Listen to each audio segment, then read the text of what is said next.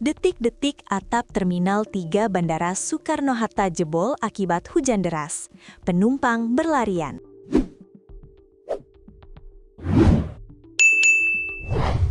Atap area boarding lounge G7 Terminal 3 Bandara Internasional Soekarno-Hatta, Kota Tangerang, jebol akibat hujan deras, Senin, 6 April 2026.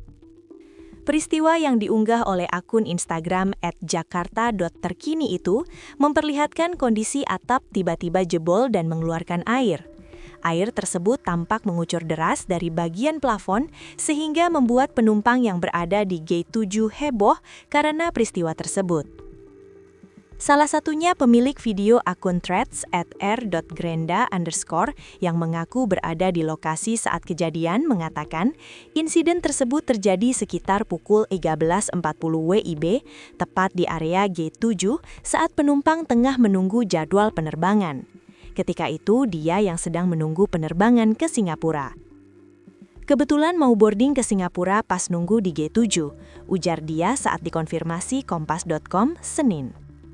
Menurut dia, saat kejadian cukup banyak penumpang yang berada di area tersebut. Mereka ketika itu tengah menunggu proses boarding. Namun tak lama kemudian, air tiba-tiba jatuh dari plafon dan membuat para penumpang panik. Para penumpang yang ada di bawah plafon tersebut langsung berlarian untuk menyelamatkan diri. "Lumayan banyak, Kak. Alhamdulillah masih sempat pada lari," kata dia. Sementara itu, Assistant Deputy Communication and Legal Bandara Soekarno-Hatta, Yudi Setiawan mengatakan, peristiwa atap jebol tersebut hanya berlangsung singkat. Kondisi gangguan di satu titik atap tersebut berlangsung kurang lebih selama 5 menit, ujar Yudi Setiawan saat dikonfirmasi kompas.com. Ia menyebutkan, petugas bandara langsung melakukan penanganan saat mengetahui adanya kebocoran tersebut.